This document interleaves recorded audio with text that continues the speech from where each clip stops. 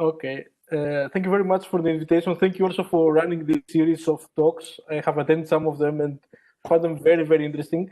And thank you also for introducing me to internet policy. I have to say that when I reached MIT, I was a geek. I'm still a geek to some extent. But with you and David and Bill and others that I met there, I saw that we have a lot of common interest on answering important questions.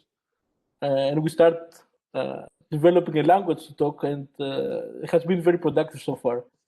To be honest, this is one of the reasons we start working on this problem. We think that we can bring the analysis of data into the problem of pandemic, but also there are a lot of policy questions that we haven't answered yet, and I'm looking forward to collaborate in the near future.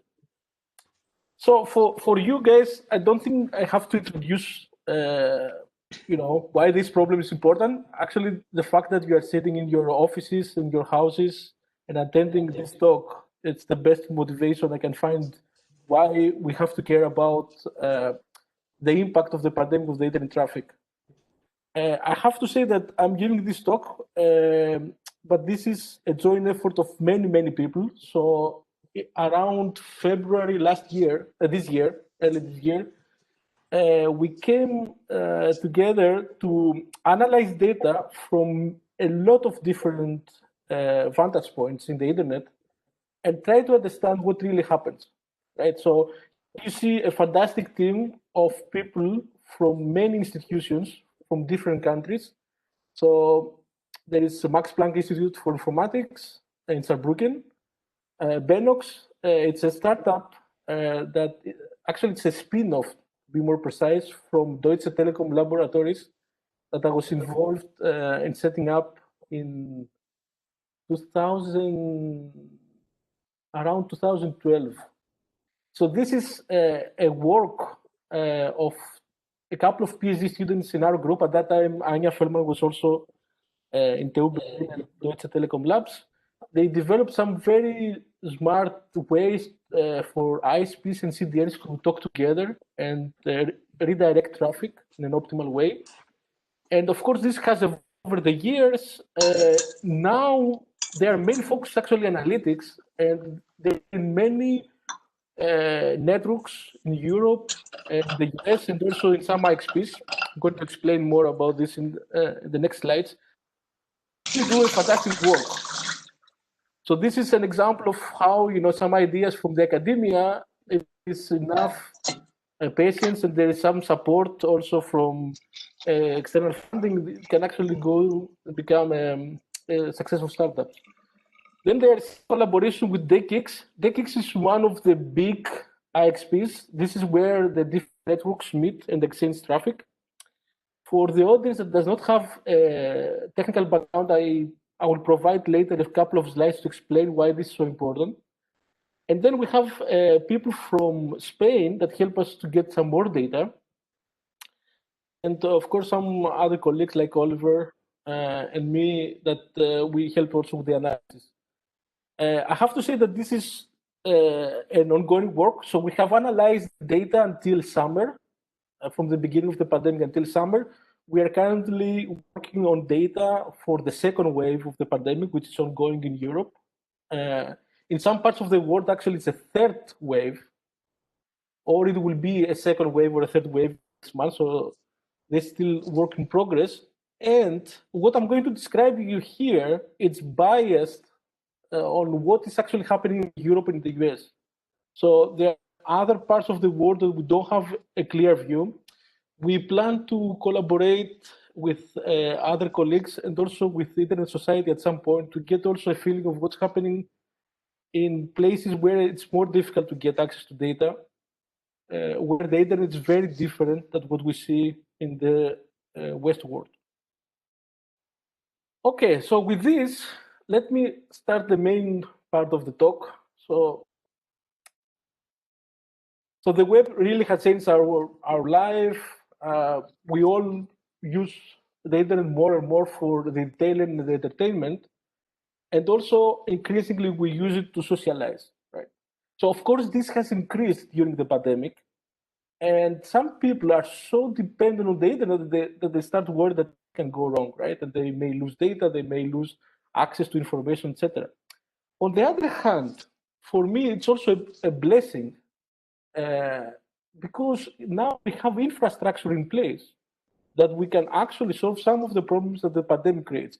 So just think the case that the pandemic like this that we are in now has been the case like 20 years ago, right? So 20 years ago, we didn't have credit cards. We didn't have a way to buy things online. We didn't have entertainment at home. We didn't even have DSL, right? So of course, we rely more and more on the internet, but at the same time, we have spent all these decades building a very sophisticated infrastructure, okay, of machines, servers, and payment systems that can be useful now. I think there's some noise. Okay. So I just put this question because this will motivate some of the things that we see also in the traffic. And of course, don't expect that the pandemic will go away very soon. So of course there is a vaccine, but until the vaccine will reach a significant part of the population, this may take years, right? And already now companies start informing their employees that they should work remotely. They actually encourage them to work remotely. And this may change even the way that we live. So some things are here to stay. So it is possible that the office space that we know, especially in some parts of the world, like big cities in the US or cities in Europe, Asia, will completely change, right? So maybe companies will not want any more their employees to be, in the office, and then we have to see how this traffic will actually move at the edge of the network, right? So we have to think of how we can move from a protected enterprise environment to something that is more like a ubiquitous environment where users can work at home or can move to different countries or different cities, right? So this is a big challenge for the next years. Now, when the pandemic started, many people went back to their textbooks or to some of the analysis that has been done for previous pandemics or previous events, and they try to understand what happened, right? So there is a very famous report about SARS and also some of the implications that SARS had. But this was quite different because SARS didn't really have a big effect globally. It had more like an effect in some part of the world, especially in Asia. So all these what-if scenario were in place, we really didn't know what's happening, right? The second thing is that because of the new administration in the US, many of the defenses that were in place for crises like that actually were not anymore active. In Europe, we had the problem that because we have this strange system, we didn't have also ways to react to this pandemic. So for many people and for many economies, and even for the technological people, this was something new. So we started in February, around February, March, to get questions from all our friends, colleagues. Okay, what about the internet? Can it survive? Right? And then you had people that ask these questions, and of course you have journalists that start answering the question. And most of the times, this is like in an ad hoc way, right? So there was a fear that the internet can collapse, right? And if this collapses, then you have other problems, because if the internet collapses, then a series of business sectors may be affected. And of course, there were people like David Clark and people from Google that they have built this system. They say, look, we created this system to survive a nuclear war. Why it should not survive a pandemic? So we had this debate, but we lack hard evidence. We lack data to analyze and see what's happening. And of course, for that we're more like into the internet measurement community, the big question is, what is the user activity shift? So just to give you a background, the last 20 years in the internet, we have seen tectonic changes. So For the older of you, you may remember peer-to-peer, right? So if you ask now, let's say a student at TU Berlin probably doesn't know what peer-to-peer is, doesn't know what BitTorrent is, right? But 15 years ago, when I was younger, if you want to download a movie, you have to download with a peer-to-peer system.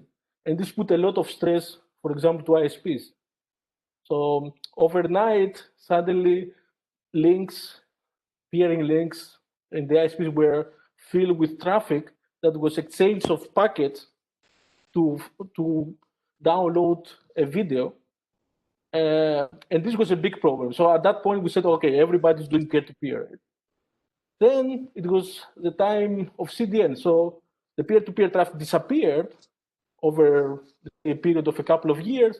And we have CDN traffic, which to some extent is still the case. And big companies like Google, Akamai, Yahoo at some point, they have servers all over the world and they deliver content. And we reached the point that 80–90% of the traffic was CDN traffic.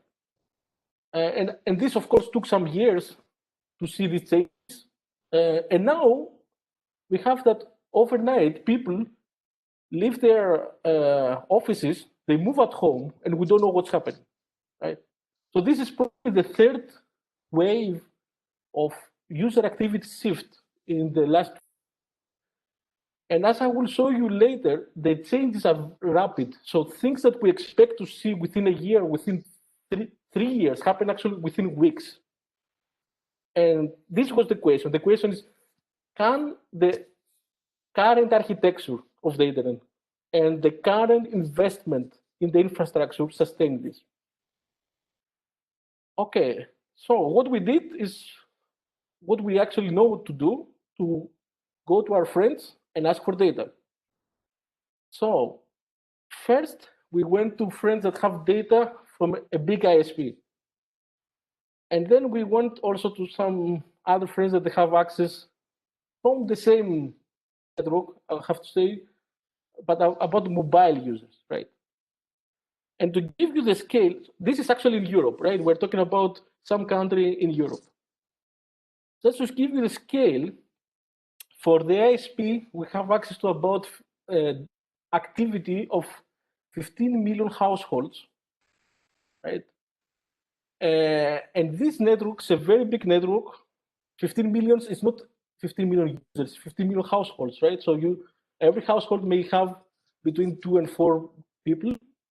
And this network is also a big tier 1 provider, which means it also handles traffic not only for the end users, the subscribers for this network, but also for smaller companies and some data centers and some other companies that are related to, IT sector. So we also got data for 40 million subscribers of the mobile operator. Now, I don't want to go down to the details of what this data is. Maybe, I mean, for those of you that you are familiar with this type of data, it's net flow data. But for those that you are not in the technical sector, it's enough to tell you that it's data that tells you how much traffic goes from servers to end user or from end user to a server, right? So you see how the traffic pretty much flows within the network. So what's the destination? What is the source of the traffic? And of course, there is some anonymization because we don't really want to know what each individual user does, but we would like to see the trend, right? So how the things have shifted during this period. Okay, this is one set that we use. The second set is actually from IXPs. So IXPs, as I said, are the locations where different networks meet, right? So before in the ISP or in the wireless, we have pretty much a view of what's happening at the edge of the internet, right? So we're talking about not the last hop, the link that goes actually to the house, but maybe 1 or 2 hops before that. So we're talking about aggregation points like neighborhoods, cities, this level. Now to the IXPs, we're talking about the core of the internet. This is where the different networks exchange traffic. So this is actually very interesting because you see the same phenomenon, right, which is the impact of the COVID, but from different parts of it, right? So we don't want to have a focus only at the edge or only at the core. We want to have like a complementary view, if you want. Now, for this, we use 3 locations.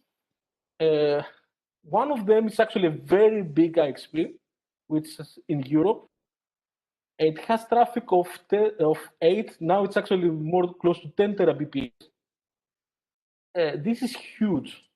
Just to give you a scale of what we're talking about is like, think of a single building or somewhere in Europe that exchanges as much traffic as, for example, a big player like Deutsche Telekom in all over the world, right? So Deutsche Telekom has presence in multiple locations around the world, and you have one location that exchanges similar traffic. Okay, it's not as Deutsche Telekom, but similar in terms of level, and you have more than 900 networks of any type you can think of, like residential network, data centers, governments, you name it, that exchange traffic in this location, right?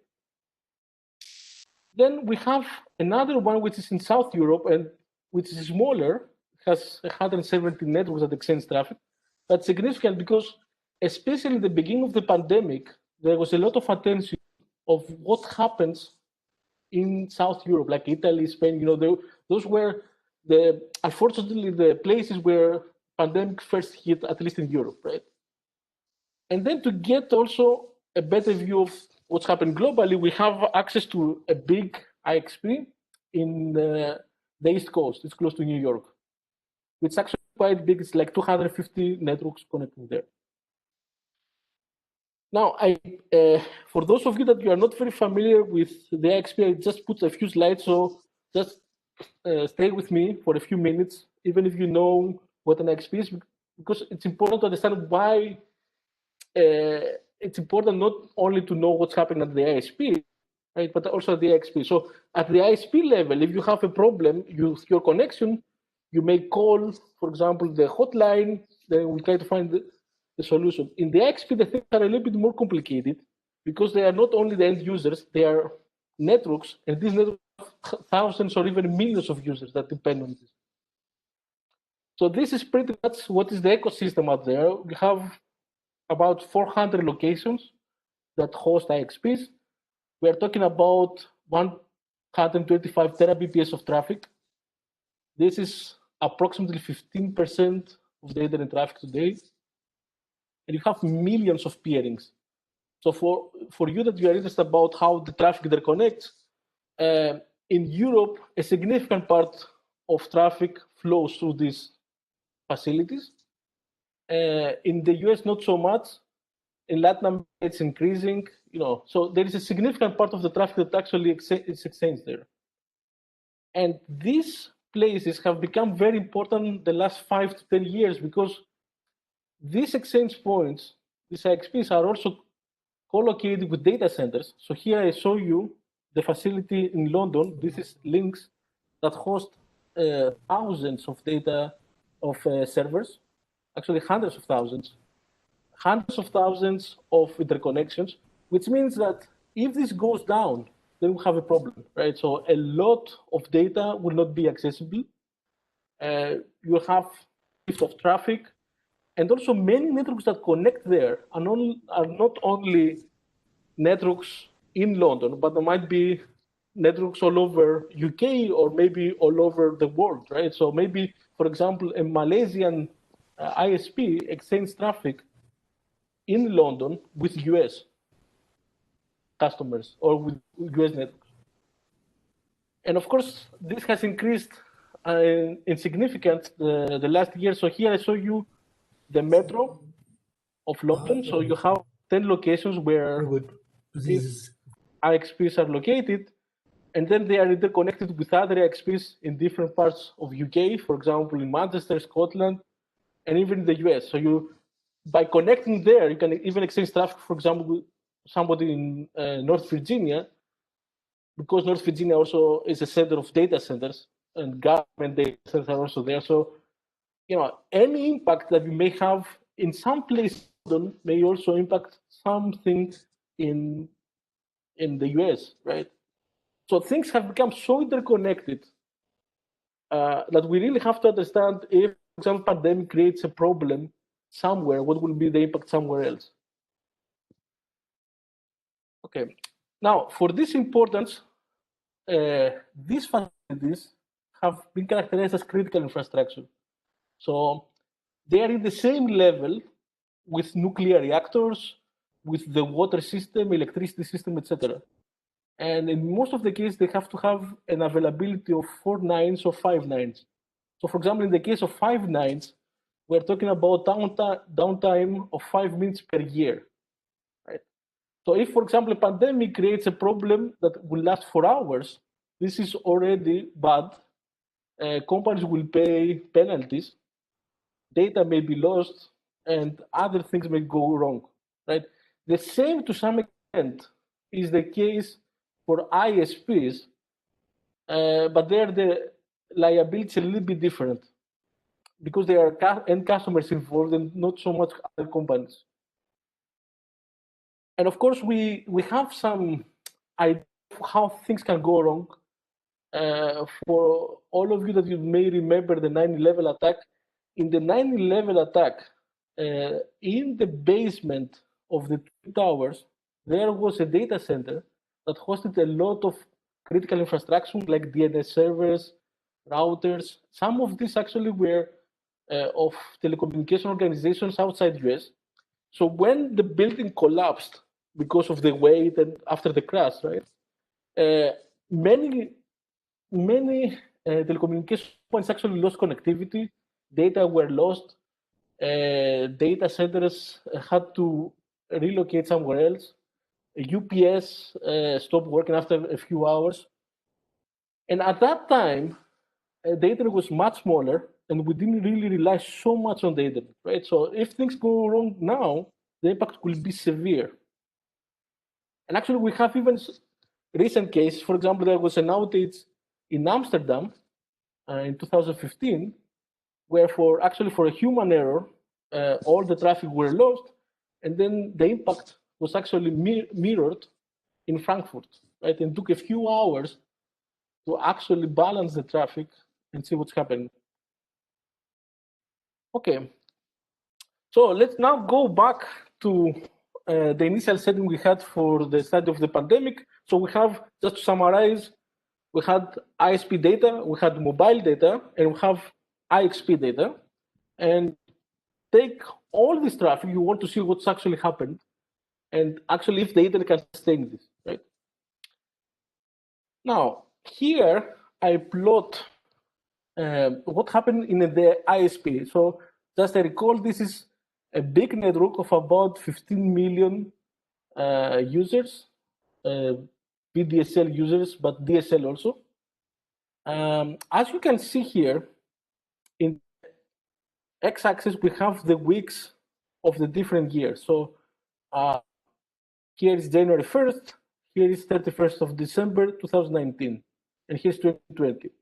So for you that you have studied traffic pollution, you recognize this. So this is the typical increase that you see in a network within a year. So you expect, with of course some monthly variability that has to do with, for example, how significant is a month, if it's a summer or a winter, you see an overall increase of 30%, right? And actually, this is what you see here. So for privacy purposes, we have normalized everything. So you start about 0.78, you end up somewhere a little bit above 1, right? So this is a 30%. This is perfectly normal. And this increases, so it follows a trajectory, right, until this point here, right? So this point is actually where the World Health Organization declared the pandemic. So there is an official way that you say that it's a pandemic. And this was about the time that also the government of this country decided to lock down the economy, right, to shut down the economy. Of course, you may see a little bit difference because not everybody, went home immediately. But this is the point that you actually see a rapid increase, and this increase alone is 30% or close to 30%. It's between, let's say, 15 and 30%. So what you see, for example, for a year increase, you may see it within a few weeks, right? So the first observation is that if you don't provision your network, right? So if you run hot in the normal period, or if you want to save money and you follow this 30% rule of thumb, you have a problem. Right? This is very obvious. So not with our data, but with some collaboration we saw that some of the networks that are known to run hot, they had problems exactly at this point, right? Because you hit really the capacity of what you can achieve, right? But if you are a good citizen and you have a provision of 50%, actually most of the networks that respect themselves, they have something like they never exceed 50% utilization. And the reason is first, queuing will harm the quality of experience, right? So you don't really want to queue. Also, you know that if there is a routing problem, or if there is an attack or even a failure, everything should be able to get the traffic of another link, right? So in the worst case, you have to run half capacity. So if another link fails, then you get the capacity. Of course, you reach again 100%, but you don't reach 120%, right? Actually, many ISPs operate even below 50%. Like, it's not unusual to see that ISPs operate between, I don't know, 30 and 40%. Okay, then you see that how there is this peak. I call this, and this is my opinion, it's not the opinion of my colleagues, my co-authors, but I think this is a panic period, right? So people didn't know what to do, they say, okay, you have to work from home. So overnight you go home and you do exactly what you used to do in the office, right?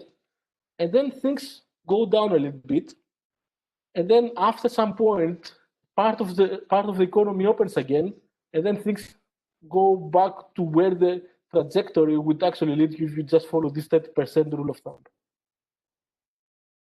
Okay, so things to remember, we have a real increase here of 30%, as we expect, a peak here within weeks, which is as significant as this, but in principle, you should be able to react to this.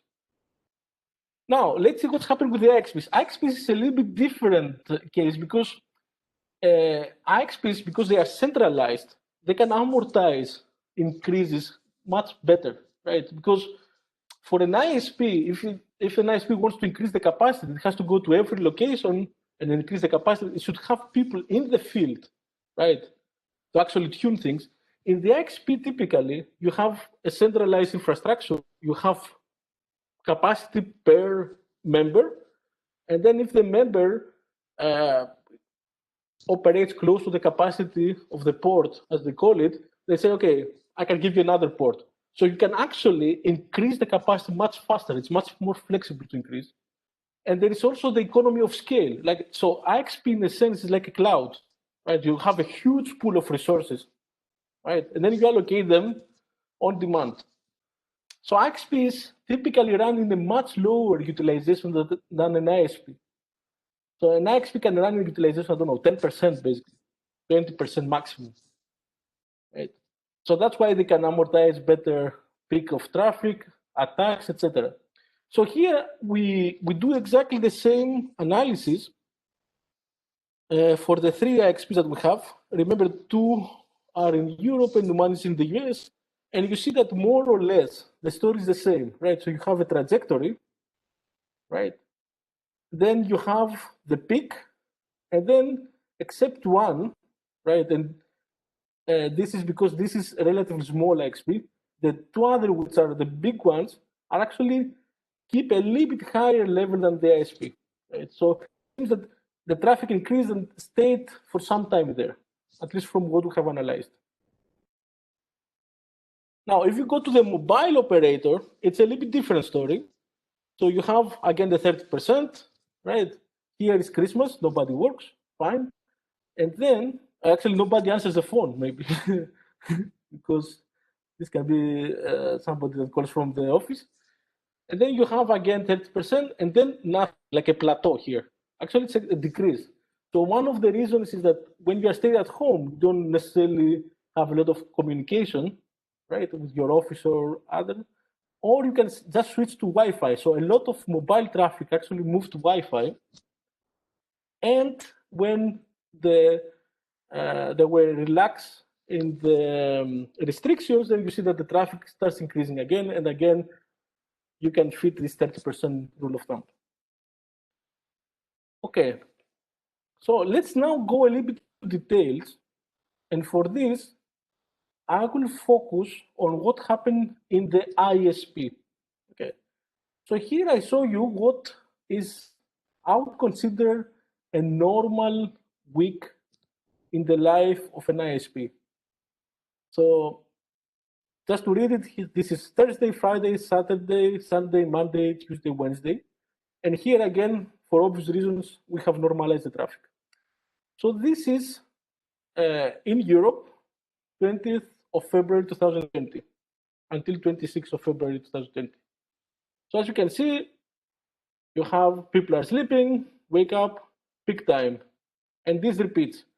Now, for those of you that you see a little bit more detail of what's happening, you see that the pattern of a weekday is different than the pattern of the weekend, right? Weekend day, like Saturday or Sunday. So during the weekday, like Monday to Friday, you see that there is a more steep increase, in the evening. Okay, and a fall, of course. In the weekend, this is a little bit more progressive, right?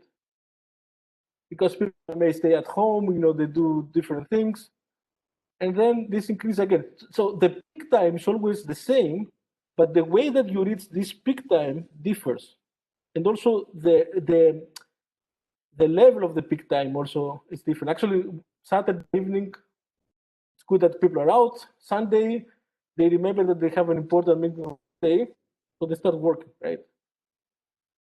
Okay, so let's see what happened when the pandemic was actually in the first weeks, at least in Europe. So you see that there is an increase also in the peak, right? It's not 30%, but it's around 5-6%, maybe a little more. In the weekend, it's even more. Why? Because these people that used to go out now, they have to stay at home.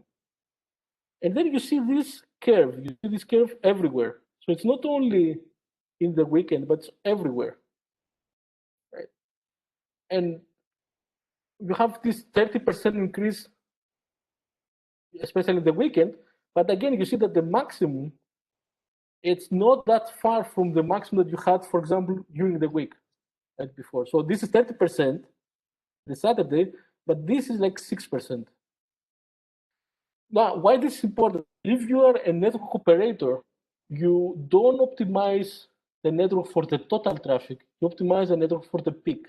So this is a historic thing, but also it's also reflect to the way that you purchase equipment, you purchase capacity, etc. So you want really to be good at the worst case scenario, not at the best case scenario.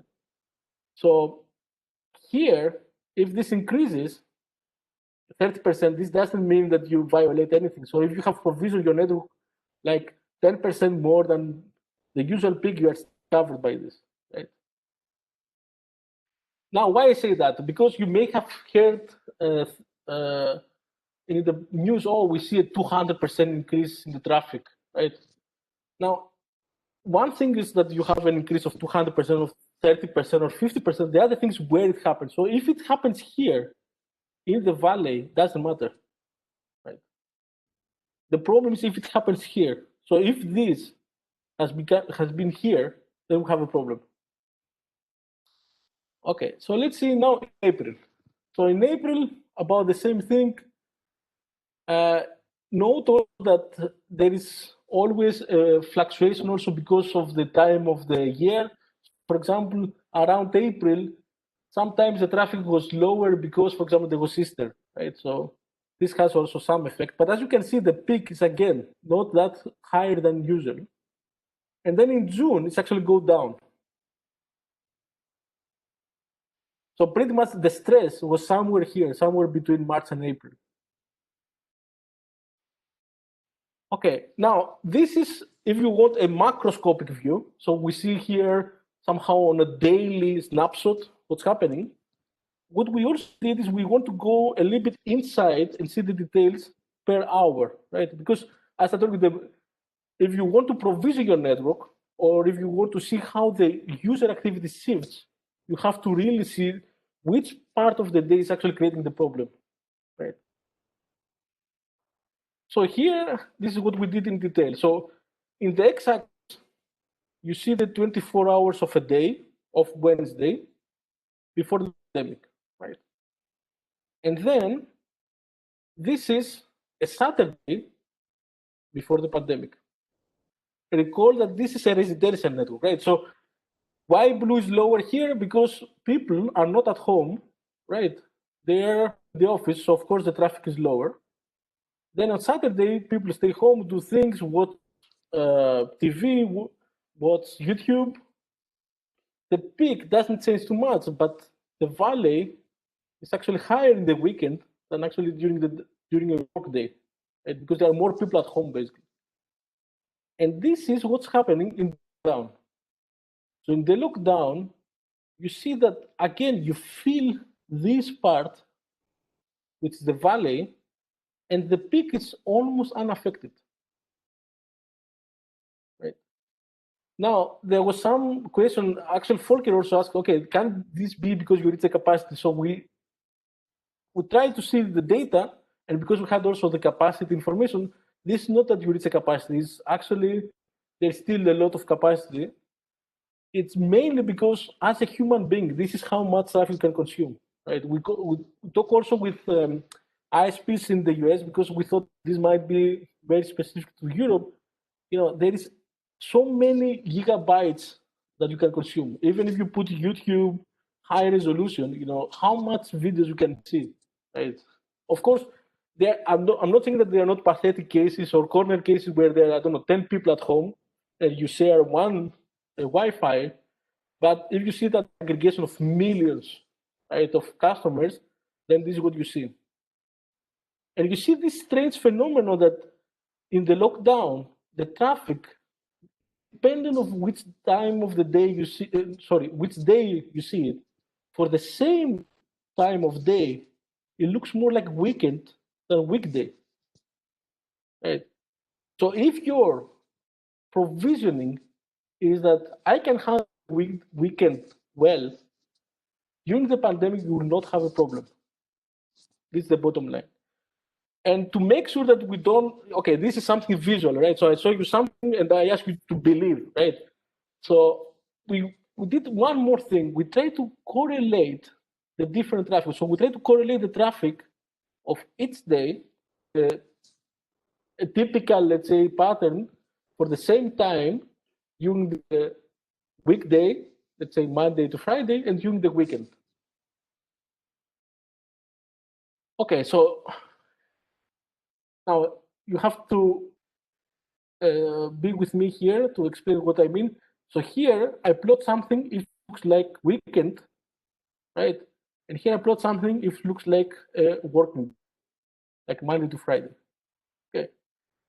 And if it's weekend and looks like weekend, I have the blue color. If it's weekend and looks like weekday, I put the orange. And here I do the opposite. If it looks like weekday, I put the blue. If it looks like weekend, like the opposite than the real day, I put orange. Okay, so we start from January until February of 2020, and then you see something like that.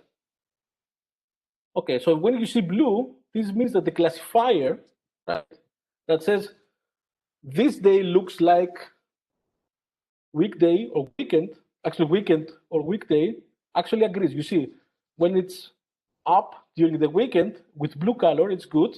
When it's down during the weekday and it's blue, it's good. So you see a nice symmetry here, 5 days Monday to Friday, 2 days weekend. Monday to Friday, weekend. Okay, there is one exception here, fine. But then you start seeing something like that. So except very few cases, the profile has completely shifted. So depending on what day you are during the weekdays, Monday to Friday, the pattern is weekend, right? And then somewhere in mid of May, you go back to the previous pattern, but because you still have some restrictions, you start seeing this not so symmetric pattern that you see here, but you see, some days somehow it's misclassified, right? What you see.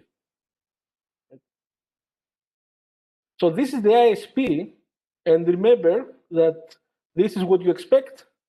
This is the stress period, and this is what you get after the relaxation. We don't know where we are now, so this is actually what we try to check. But I expect that if you want this transient behavior will actually continue for months. So I will not be surprised. I'm not saying that this is the case, but I will not be surprised if it looks like this. Basically. Now, if you see the IXP, you see a completely different view. You see that you moved to this, I would call it endless weekend period, and you stay there. Right? So this means that some things that happen in the IXP or in data centers are actually there to stay. So it seems that during this stress period, a lot of applications have moved to the cloud, and for obvious reasons, for example, flexibility of resources, scalability, etc. It was easier to find actually capacity, right? Because there was already enough capacity there. There was enough peering links. And the recent years, there have been significant developments in how you can automate this process. So if you're in a big IXP, if you want to connect to networks, you don't call an engineer to go in two routers and interconnect them. They're actually mechanical robots, right, that have different possible positions that you can plug things and they go and do this work for you. So it's completely automated. So if you want, at least in Europe and the US, I don't know, 100 gigabps connection, you can have it within minutes. Right? Now, something that we didn't study, but we talk with other people that have access to this type of data, is that we see also a significant difference from where the data or the content flows. So if you are an ISP, you may have what we call local caches, right? So you have servers that are inside your network. For example, Netflix has this, or Google has the Google Global Cache that are installed within your network, and they give you traffic to the user. Why this is good? Because it's closer to the user. Okay, you don't have to cross the ISP boundaries, right? So this is not only closer, but for example, you may avoid congestion, and it's also dedicated for the users of the ISP. Right? So if you are, for example, AT&T, you may say, okay, I have 8 caches of Google within AT&T, so I'm going to serve my customers from these caches instead of going to, for example, an IXP and get the content. So before the pandemic, what is called this off-net was about responsible for about 2/3 of the traffic. Right? So, and 1/3 is actually coming from the peering or the IXP or some private connection, whatever. Now, during the pandemic, because actually they couldn't scale this up, because you have to send people to install caches, you have to do agreements, this was much more difficult. So the percentage actually increased, but only a few. And what you see here, it's pretty much a double. Why? Because it's much easier to actually scale this part than this part.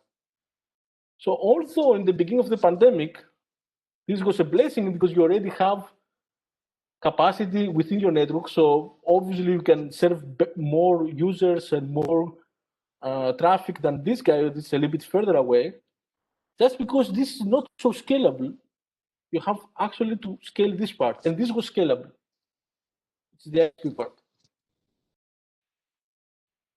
Now, of course, there are more details. I'm going for the next maybe 5 minutes to go a little bit more in how the applications somehow changed. Here, we saw again for the ISP, the classes of the different traffic within this ISP. You have conference, you have collaboration, working applications, email, video on demand, gaming, social media, education, CDN, etc. And as you can see, different applications have different activity during the week, right? Web conference, as you can see, is not that popular. This is the week actually before the lockdown. So we only use some web conference tool, but we definitely prefer to go to the next office and talk to somebody, or even travel for a conference, right? Now, this is what happens in March. So remember March, this was mid of March, this is already a lockdown. So we are somewhere here before, like in the yellow area, now we are in the red area, right? So this is actually 200% increase. So, in the public media, they said, 200% increase of traffic, probably they refer to something like this. Yes, for example, if you have, I don't know, Cisco WebEx, Google Teams, etc., you are somewhere here. Email increased, not so much. Social media increased, education, of course, increased. And now you see this, video on demand decreased, right? Why? Because there was this gentleman's agreement, we are going to reduce the quality of the high definition video, for example, Netflix, etc., right? So you actually see this in the data. Yes, there was decrease.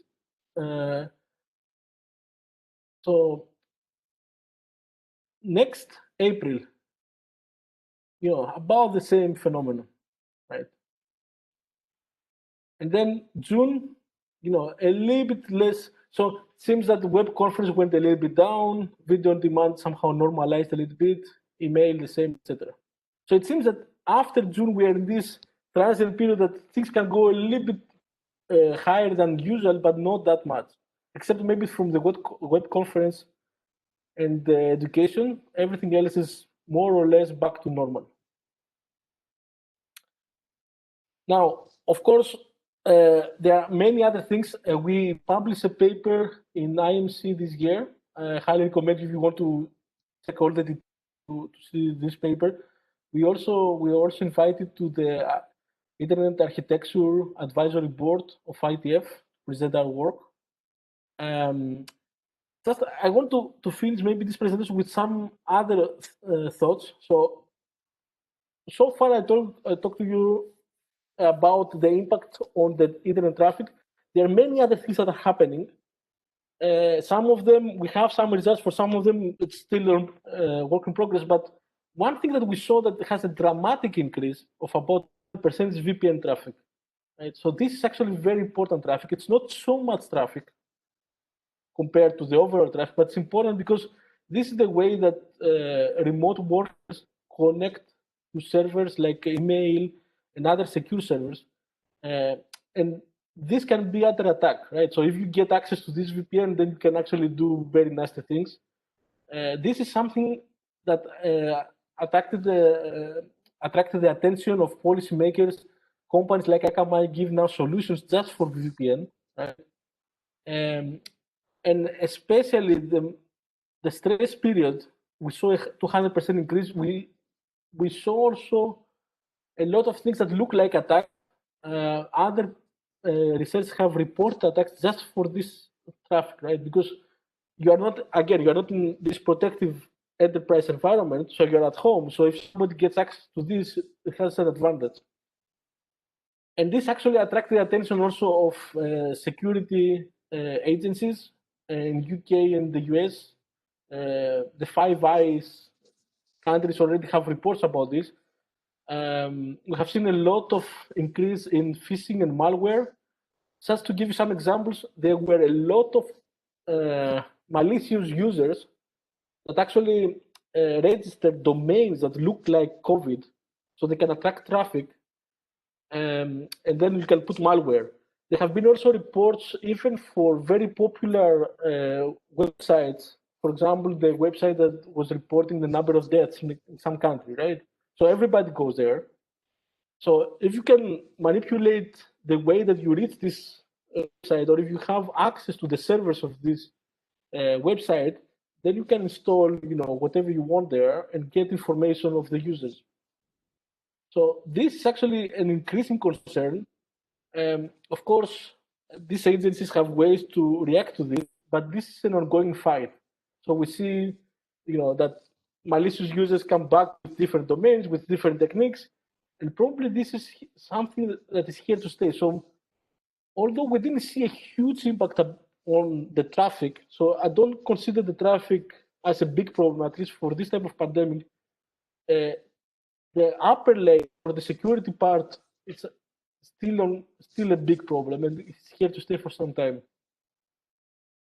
Okay, so to conclude, we saw an overall traffic increase of 30% within a few weeks. This is something that it should have taken place within a year. And the message is, if you have a well-provisioned network, probably you will not have a problem. If you are one of the smaller players in the market, or you run hot, then you definitely felt some of this pressure. The good thing is that the increase in the traffic was actually not typical on the peak period. Right? So you really have to run hot to see the impact. Now, so we have tools for network provision, we have cloud, IXP, automation. If the pandemic had happened, let's say 10 years ago, we'll have a completely different setting. There is also significant increase in applications, especially applications that have to do with remote working, and those are critical applications. And something that's still ongoing, but I don't have so many results for you right now, is security problems. And with this, I would like to conclude the talk. Thank you very much for your attention. Georgios, thank you very much. It was a great talk. I think it was very insightful. I'm personally, of course, very, very fortunate to have the opportunity to talk to you about this, since basically it all started. So I think we should open the floor to the discussions and the Q&A from the audience. And guys, please feel free to add your questions even now to the chat. We have collected some questions, and the first question is from Georg. Georg, do you want to ask your question yourself? It is the chat, but Georg, are you? Georg? Okay.